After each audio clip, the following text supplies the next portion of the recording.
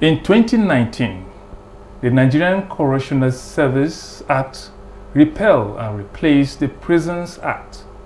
Consequently, the name Nigerian Prisons changed to Nigerian Correctional Service. The goal is a reform that will address challenges in administration of criminal justice system, congestion, rehabilitation, and improve the well-being of inmates. It's now more than 4 years, yet many of the mentioned issues still linger. For instance, the Ikoyi Custodial Center, meant to house 800 inmates, is reportedly to be currently filled with not less than 3,000 inmates. The overcrowding issue is replicable in other centers across the country. It is obvious the centers are overwhelmed and overstretched and will struggle to provide the needed services the reform is meant for. There are fundamental questions if the new act has changed anything. I guess an insider and will take us through the transformation. I am Joseph Watson. Welcome to the program.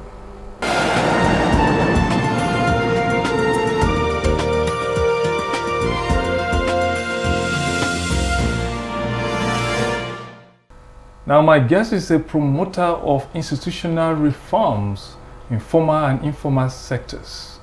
Her focus is access to justice, rehabilitation, and social development of prisoners, ex-prisoners, torture victims, and youth at risk. She has served and is still serving on many national and international assignments, including member United Nations Subcommittee on Prevention of Torture, Executive Committee member, African Security Sector Network.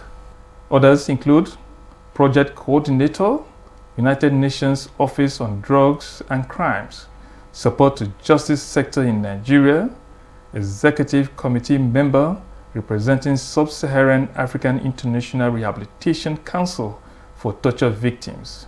She is a graduate of psychology and law, a holder of master's degrees in criminal psychology, sociology, and criminology, as well as a PhD holder in criminology and prison studies. She is said to have personally carried out over 1,000 prison monitoring visits, covering about 150 prisons in 32 countries. On the spot is the Executive Director, Prisoners Rehabilitation and Welfare Action, Prawa International, Dr. Ojo Agomoh. Nice to have you on the program. Thank you. I'm glad to be here. Okay. We had a new act. And that act was meant for a kind of a reform to all the challenges the prison service used to have: congestion, the welfare of prisoners, rehabilitation, and so even acquiring skills so that they'll be able to live on after prison service. Your position will play a very key role there. Where are we today? If you look at what has been happening with the prison service, should we call it unrest, prison breaks, and so on. Congestion is still there when you just look at what we have in the intro there. Where would you say we are today, 4 years after?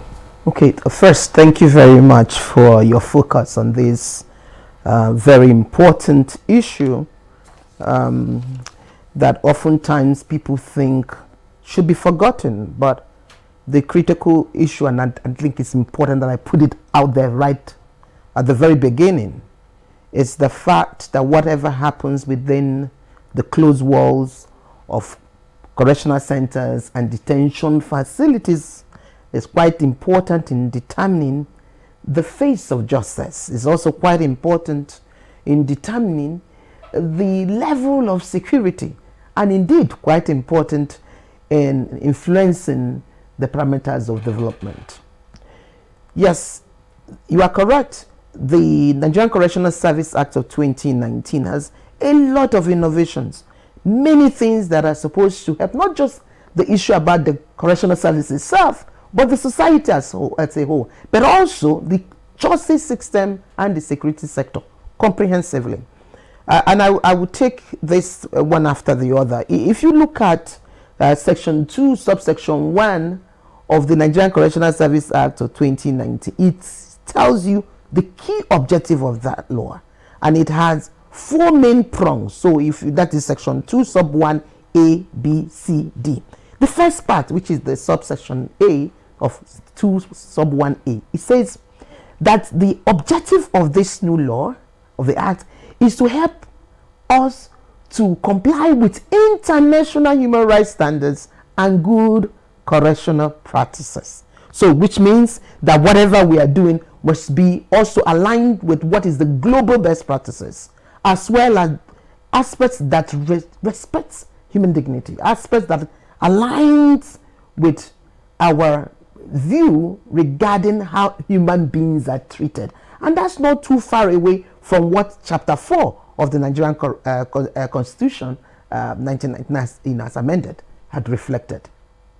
The second part, so let me list them all and we'll take them one by one. The second part is saying that the objective of this new law is to provide, the word he used there is to provide enabling platform for the effective implementation of non-custodial measures, meaning correctional, sanctions that are served in the community. I'll still come back again to talk about that. And then number 3 talks about the whole notion about reformation, rehabilitation, and reintegration.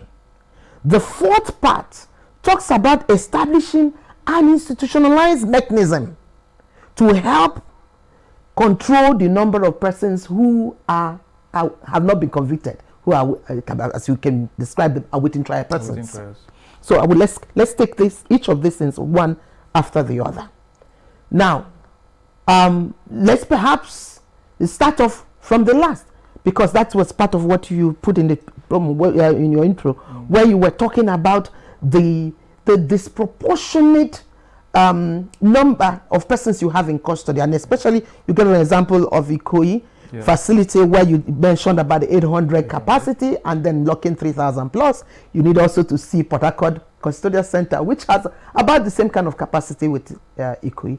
And the truth is that it is not all custodial centers that are overcrowded. No, it's not. They have about 40 that are within the ambit of the Nigerian Correctional Service, close to about maybe 265 or thereabout, some figures around that, which includes both the satellites and lockups. It is mainly about 30 of the custodial centers that we have problems. So is it a problem of distribution, or?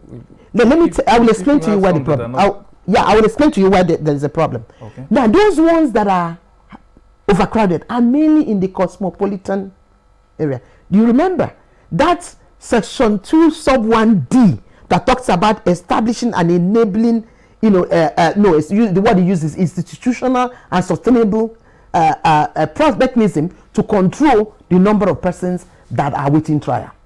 The problem with our custodial population is that many of them have not been convicted. The Controller General of Corrections has the power to move any inmate from a facility that is overcrowded to a facility that is not overcrowded. The Assistant Controller of Correction, who is in charge of the zone administrative zones, the 8 administrative, they had one per each administrative zone, 8 administrative zones of the Nigerian Correctional Service, can do so provided the custodial centers that is moving one person to another is within the same administrative zone under his control. The state controller can do the same, but within the state. The problem is that the high number are those who haven't been convicted, who have to go to court. We have a population of close to about 69 to 70%, generally in terms of that population. In some correctional centers, sometimes as much as 90%, 90%, 90%, 94%, 97% are those that have not been convicted. Now, the problem about that, one, you've seen that if you move them, what of the day they are going to court? It has a lot of logistics problem. So because of that, it's better to play safe, yeah? So that until they are convicted, that's one. Secondly, there is so much uncertainty around persons who are being convicted. They don't know when they are going. So the planning of the rehabilitation and that activity, I'll still come back to this point, is very difficult to do.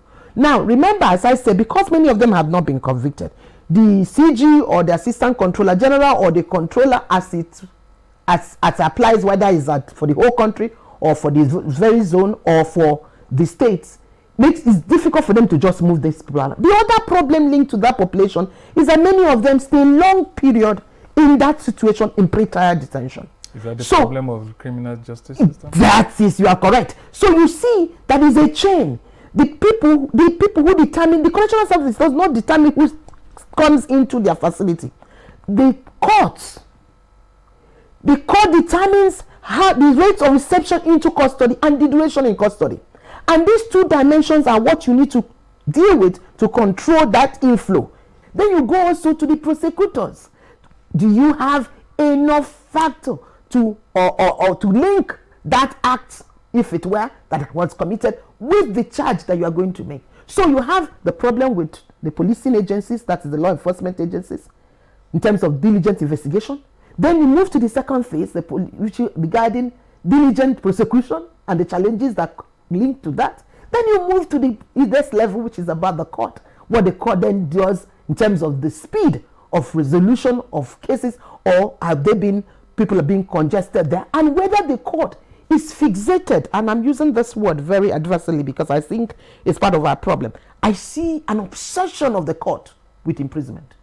You know, it's almost like imprisonment is a magic wand. But that's not true. Take him to prison. No, everything, including people who don't deserve it. My brother, listen, there are people who are in custody who are innocent. They did absolutely nothing. That's where I'm coming from. A lot of people are staying in custody, they're innocent. Mm-hmm. There are some, yes, they may not be innocent, but they may be staying there longer than what they're supposed to be. Mm-hmm. And at the end of the day, the psychology, just imagine yourself, you're not supposed to be there, you're there. Mm-hmm. The psychology, the emotions, what you are supposed to be doing out there, all affecting. And this is where you come in, especially that's rehabilitation and welfare actions. How much of this has been a serious issue on the psyche of the inmate there? Yeah, but you see, I'm also very careful. I want us to take this matter in such a, because I don't know who is going to listen and watch this. I'm hoping that once they do, and if there are people who are in places of influence, they will do the needful. And that's why I'm taking my time to explain the trajectory. So I want to say that it is not only those who are innocent that you find in custody. There are people who are there for minor offenses, almost like you imprison somebody for poverty. You see someone who committed just a minor crime, and then when he comes out, he's telling you a story how he was locked up with a hardened criminal, someone who even killed. Yeah. And these are the situations that many of them find themselves. Very more like the custodial centers, some of them are more or less like home for breeding criminals. But you know the reason? The reason, as I said, one is that when you have that kind of population, you find out that it is difficult for the Nigerian Correctional Service to cope with the needful. So, for example, the categorization that you have simply will now be maybe what is it that is in the warrant?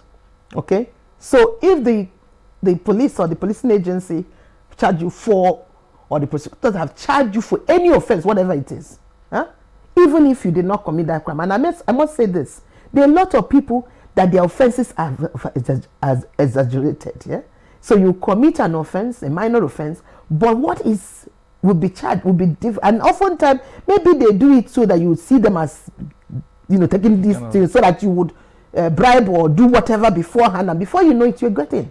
And part of the problem, let me mention this before we go on, is the proviso that you see in the Constitution.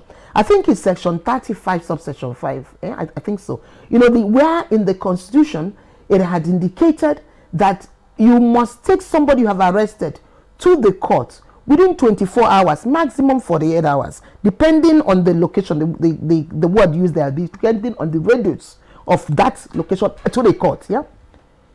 But that same section has a proviso, and that proviso excludes certain kinds of offenses from that limit of 48 hours. And for us, from what we see in the field, that brings a loophole where people can say, okay, so if I know that I'm not going to let you go in 48, so I now increase what the kind of charge. I can say you was murder, I can say is terrorism, even if I know I have absolutely no facts to back that up.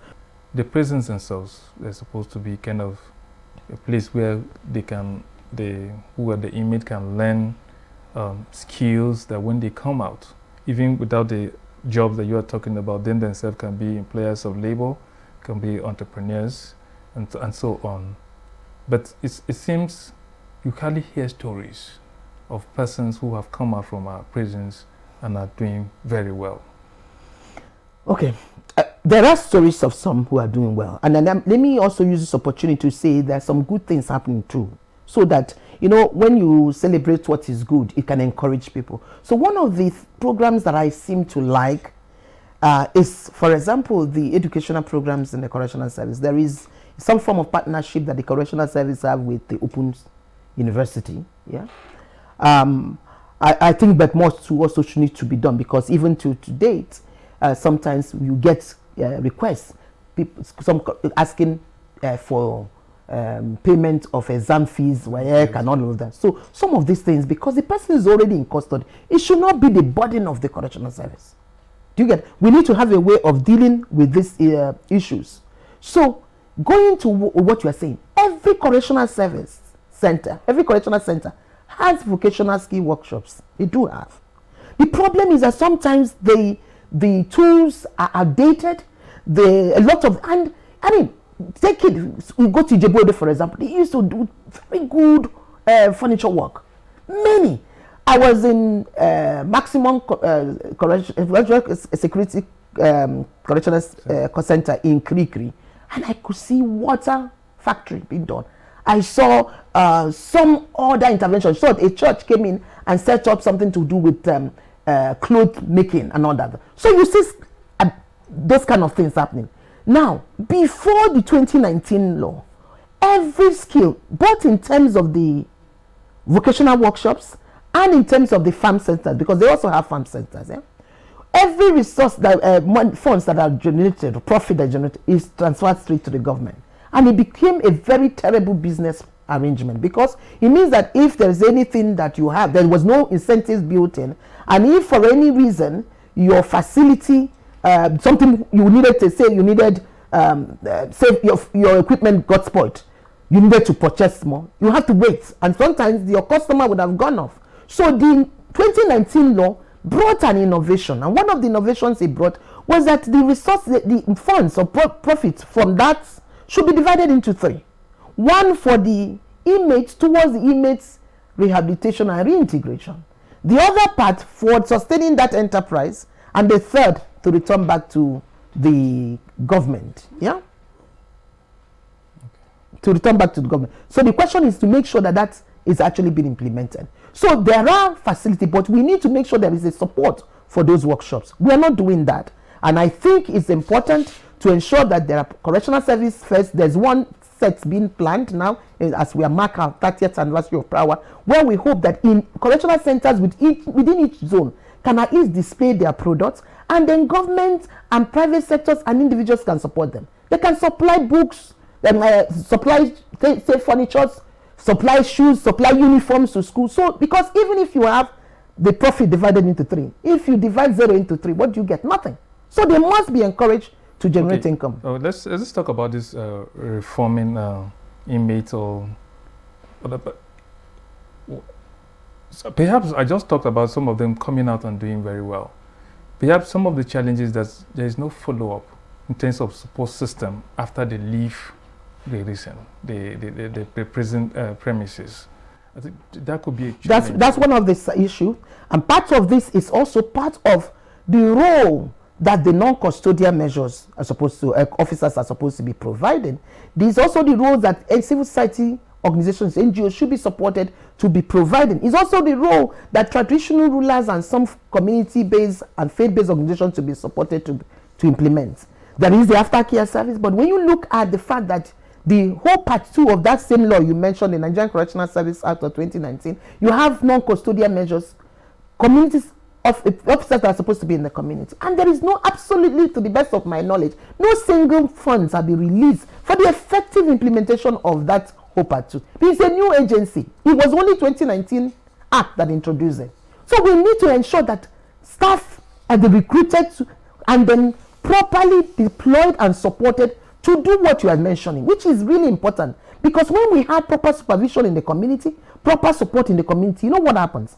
You are able to cover the field. Now, if somebody is sentenced, let's say whatever number of sentence, 10 years, the person finishes the 5 years, but the correctional officer sees that this person hasn't changed and needs more support. Do you know, as it were, what would have happened before 2019 law is that the person would just go. But with the 2019 Correctional Service Act, the non-custodial officer in the community can then follow, support that person. But that can only happen when there are funding and support for them. So at the moment, if that is not happening, so how do we have a wonderful piece of legislation in form of the Nigerian Correctional Service Act of 2019 and we're not supporting its full implementation? We're actually, at the end of the day, we're doing ourselves. Okay. Transforming the prisoners, maybe after leaving the prisons themselves. You have been involved. You have visited a lot of prisons, other countries. Some of our prisons were built in the colonial times. Like yes, we talk about the congestion. There's issue of feeding. I won't talk about other welfare packages. Talking of even recreational centers, which would have enabled this to have a sense of the humor, that being like feeling like they're human beings. How much of this has been challenging to your job? Yeah, when you look at all this. Yeah, I think the service we do to ourselves is to not see the importance of connecting what we do outside the correctional centers with what happens inside. Our failure to see the importance of correctional service in the dispensation of justice, in the furtherance of security, and in the promotion of development. You know, we think it's just there. It's wrong. So part of that is the greatest challenge. And I will tell you, the greatest thing you require as a people is really the political will. It's not so much of, it's not rocket science, I must tell you. Once you have the political will, you can mobilize certain reforms. And I'll give you an example. In Zambia, as at the last time I was in Zambia, I find that vegetables, all the vegetables that the inmates were eating in Zambian correctional centers and prisons were produced by the inmates. They were 100% subsistence, vegetable. Nobody pays a penny for vegetables for the inmates. As at that time, there were 87% subsistence in terms of maize meal. Maize is like a staple food with maize. And they were telling me that they were gunning for 100%.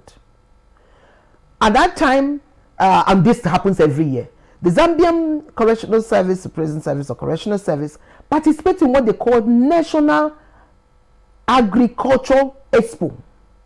The products from the Zambia Correctional usually get the best price because their products are usually big. Their watermelons big. The president of the country comes to unveil the expo, the program. You have been seeing this. How much of this have you been bringing back to that's the point I'm making.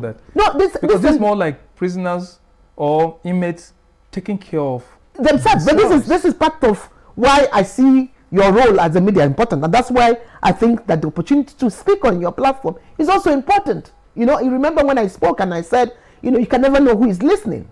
So here, and that is also one of the things we're working, trying to see how that can be supported to happen this year.